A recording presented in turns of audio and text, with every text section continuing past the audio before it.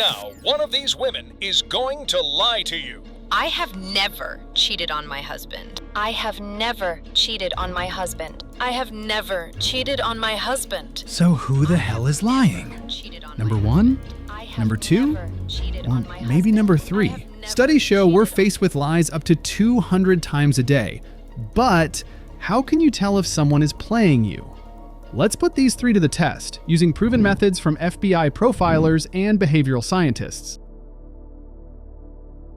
The most common rookie mistake is calling someone a liar just because they looked away or scratched their nose. Forget about it. As they teach at the FBI Academy, analysis starts with establishing a baseline. Observe the person while you're making small talk about nothing, like the weather. How are they sitting? How fast do they talk? Once you figure out they're normal, any deviation sets off alarm bells. The guy who was making eye contact the whole time suddenly stares at the table. And this is where the 5-second rule comes in. You ask a pointed, tough question and just watch in silence. You have exactly 5 seconds. In that window, look for a combo of weird behaviors. A single signal means nothing. But if the person pauses, looks away, and touches their neck, the probability they're lying skyrockets. But what if the liar's face doesn't give them away? Then we catch them in their own words.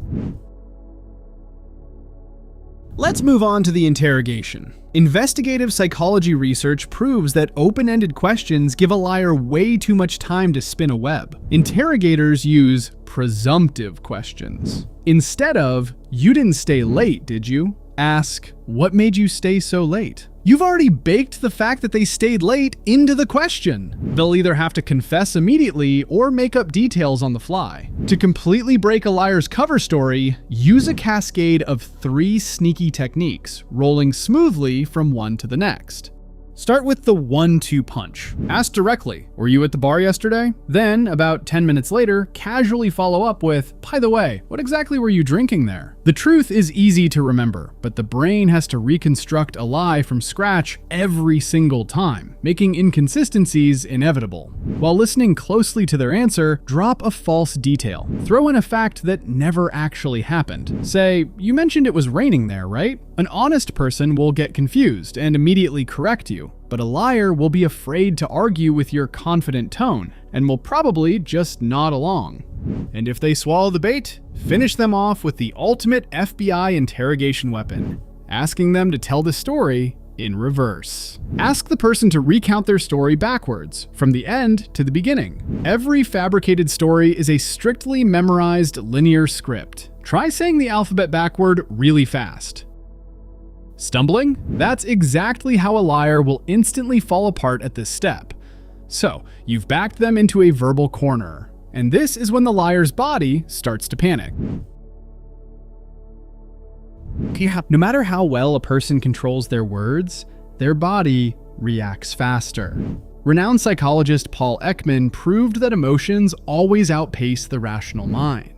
For a fraction of a second, fear might flash across their face, or what's known as duping delight. This is that creepy, smug smile of satisfaction from knowing they are actively getting away with fooling you right now.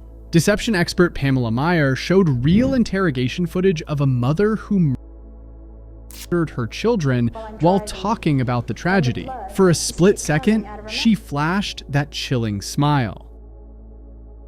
Now think about kids. When a child lies, they panic and cover their mouth with their hands. In adults, the instincts are still there, but they morph into a subtle touch of the lips, rubbing the nose, or scratching an ear. Lying is stressful, and the body is trying to self-soothe. We've read the body, but there's one more tiny detail in speech that almost no one catches, except for seasoned detectives. Listen closely to their pronouns. Forensic linguists are always looking for this marker. When we tell the truth, we take ownership. I forgot. I dropped it. But saying "I" when you're lying is extremely uncomfortable. So the liar's brain intuitively starts distancing itself from the situation. The money wasn't taken. The car was parked there. The mug somehow broke.